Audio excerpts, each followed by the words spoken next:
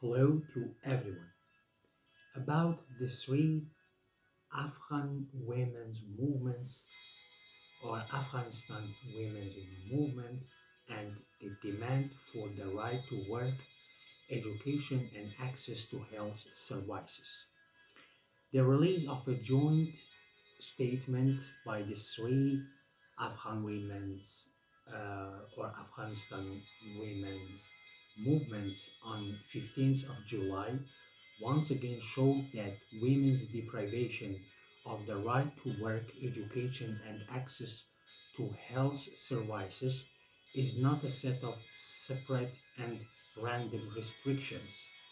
It is part of a systematic policy to remove women from the public sphere, deprive them of their economic and social independence, and reproduce unequal power relations. The policy is based on an order that has placed religion, tradition, and the law in the service of legitimization into patriarchy and the consolidation of gender inequality, making control over women's lives, bodies, and workforces a tool for maintaining dominance. In the face of this situation, the women's movement for equality, the women's solidarity movement, and the spontaneous movement of protesting women have issued a joint statement emphasizing three inseparable demands: the right to work, the right to education, and the right to free and equal access to health services. These rights are neither privileged nor transferable. They are fundamental human rights, and depriving women of them is a form of organized discrimination and structural violence. The statement emphasizes that no women should be excluded from education, employment, or health services due to gender or discriminatory laws and policies.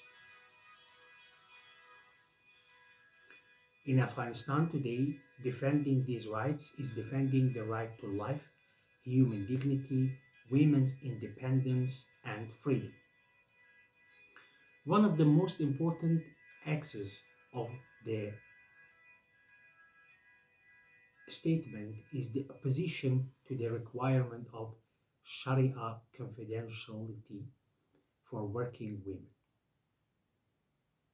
Sharia, or the principle of religion, confidentiality for working women, especially in night shifts and specialized occupations.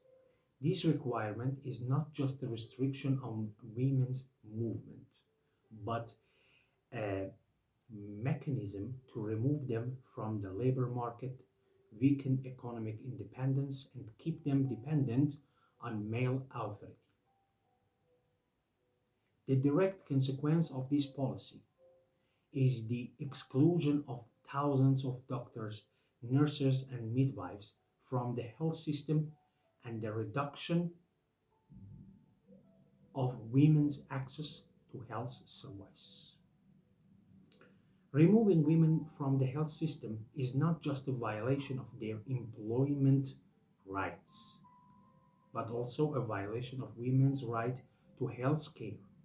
In a situation where many women need female staff to be present in this area to receive health care, reducing the female treatment staff means exacerbating, exacerbating inequality, increasing the risk to maternal and infant health, and expanding the privation of access to treatment. The same logic applies to women being deprived of education. Preventing girls from studying is not just closing the doors of school and university, but depriving women of knowledge, economic independence, social participation, and the possibility of self determination.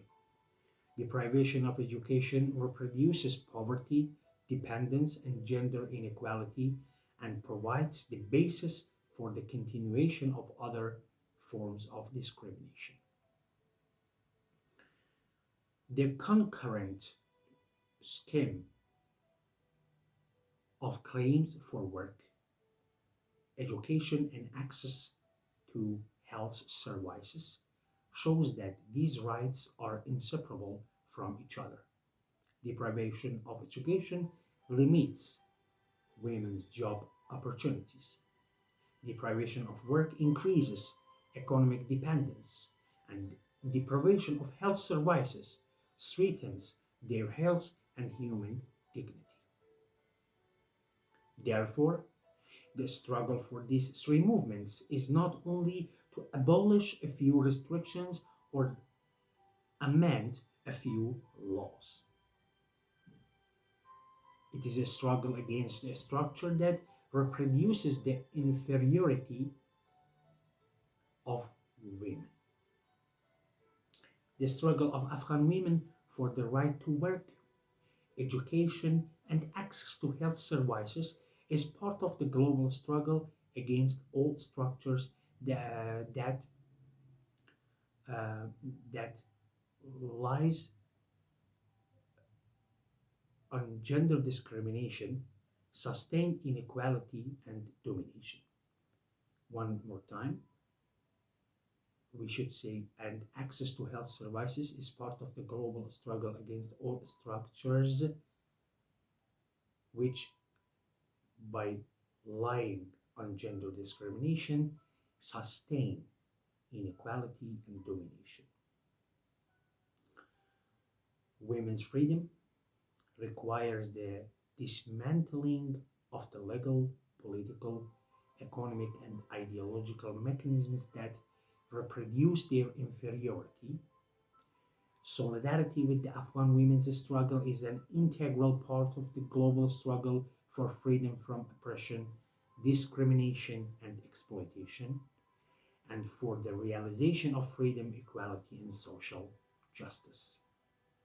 International Women's Solidarity Council.